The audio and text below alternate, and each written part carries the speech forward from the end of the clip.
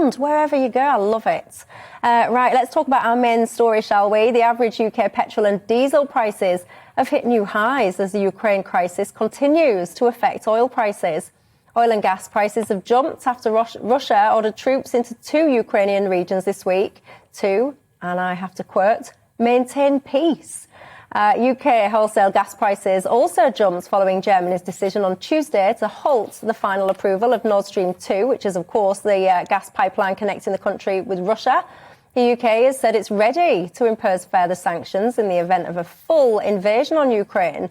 But what will be the impact on here in the UK, and what on earth can we do? Because this isn't just going to be, of course, about fuel. We're going to potentially see rising prices of a whole spectrum of things.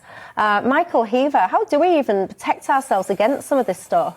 Well, look, when you look at what's going on right across Europe, and particularly with Germany at the moment, I mean, it serves as a real warning. The net zero green religion, I think, is being exposed. It's colliding with cold, hard reality, which is the fact that you've had Germany now pausing Nord Stream 2, with Europe about 40% of natural gas reliant on Russia. You had the insanity in Germany with closed nuclear plants. Now, their minister today, who's actually from the Green Party in that governing coalition, no less, has announced that the German government are going to be abolishing the renewables levy on electricity bills. I suspect the green levies in this country need to be taken away sharpish as well. And just consider the fact, when you hear people in this country make the argument against fracking, against shale gas, against energy independence for the UK, it's forecast in this country by 2030 we're going to be reliant on gas imports for 70%. 70% reliance on gas imports by 2030. If we continue on the road we're going down in this country, we need to become much more self-reliant, self-sufficient on energy, fracking and shale gas. Yeah, I mean, Kevin, Michael is right, in my mind anyway, when it comes to being self-reliant.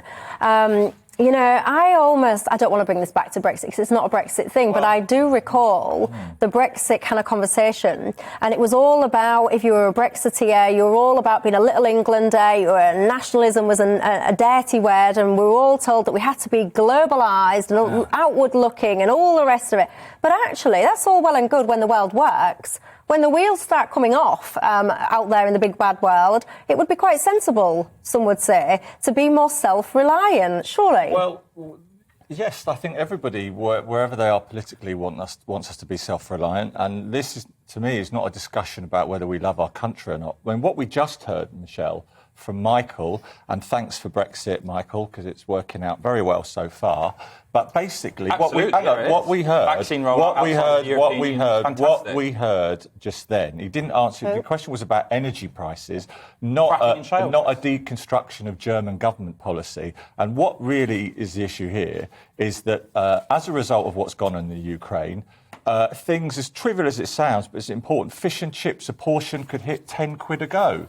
And that's got, you know, that's a real worry. I don't think there's much more that can be done at the moment than the strongest possible international sanctions against Putin. But this is not about this energy rise here. Long term, yes, we want to be self-sufficient, but let's not distract ourselves. This is as a result of what's going on with Russian foreign policy, not German decisions to take sanctions. But people say we want to be energy independent and they're against fracking. But the planet's warming up. Are you pro-fracking? The planet's. Have you mentioned global warming yet? So how do you want us to be energy independent then? Answer the question. Have you got a plan? Answer the question. We need fracking. How's the planet's health? How's the planet's health?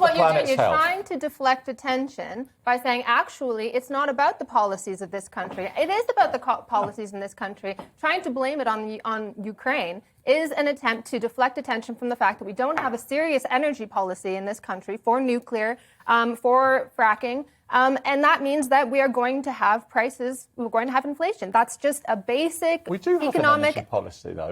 A serious one that isn't based on renewables, that essentially commit us to forms of energy that are unreliable. Are you all against renewable energy then? Against wind, against solar? Is that it's not about... It's part of it, isn't it? But are you pro-fracking or not? Pro-fracking. You're not. You're not, are you? Hang because on. what keeps happening is people say, I want to be energy independent, but then you're against fracking, against shale gas. Mate. So you've got to actually commit to having a plan. You're so shouting. are you pro-fracking? You're shouting. That's better. Right. I'm not particularly... Oh, I like a little bit of spice at 30 minutes past 6. I'm not... What do you mean, what a surprise? Because I knew you were going to say that. Well, hang on. That's obvious. You can laugh, but you haven't said yet if you're fracking. worried about the planet overheating. Are you worried about that? Yes, so I'm worried about the future, and I'm worried about energy independence and the fact that we're going to be importing 70% gas imports by 2030. I want us to leave fracking. What's your plan? At all worried about the planet? What's your plan? Worried about the planet? You're going to keep repeating yourself? What's your plan? You're anti-fracking. What's your plan? You haven't got one, have you? You haven't got an alternative. Hang on. So that's what happens. You're against Gentlemen. Calm down, will you? What's your plan? We like respectful disagreement on this one. Right, Ashley, let's get some good old woman common sense going on. Here. I think it's important that we do need to think about the future. We do need to think about global warming. On the other hand, we are sabotaging serious attempts to actually deal with that. I mean, nuclear policy is in the bin. And that's the most realistic. We're serious. We're not going to go, we're going to move forward as, human beings. We're going to have progress. We need to seriously think about having a serious nuclear policy. And yet you see Germany has moved away from this. What we're doing right now is trying desperately to turn the attention away from the disastrous effects of policy, not just in the UK, but elsewhere in Europe, by saying, oh no, actually it's the Russians. I don't think anyone's going to fall for it. Okay, Ashley, just a point of detail then. Ashley says there's no serious energy policy in this country. It's not my job to stand up for what the Conservative government's currently doing. But if you look at what's happening on the east of England at Sizewell, serious attempts there to use more and more nuclear power safely. So it's these broad assertions we can chuck out, but it's no one's interested in deflecting challenges about energy. The fact is, does anyone disagree that what's happening in the Ukraine is leading to a further spike in energy prices? It's going to be a small part of it, but this was on the agenda a long time ago. People were forecasting this last year. Acting like it's come out of nowhere is a clear attempt to deflect attention. And I'll repeat the point. It's a forecast now that by 2030, 70% reliance on gas imports. Either you're pro-fracking and shale gas, or you're happy with that. That's basically the choice. No, it isn't. So what's your alternative then? The way you frame this debate... You haven't named a single alternative to shale gas, have you? But let him answer it then. What's the alternative? If it's possible let him answer it. Go on, Kevin. The way you frame the debate is not actually accurate. It suits your shouty debate style tonight, but the fact is... Answer? Fracking... Michael, let him answer. I answered, right. Fracking, I'm not particularly in favour because of the damage it does to the environment. Let me finish. But...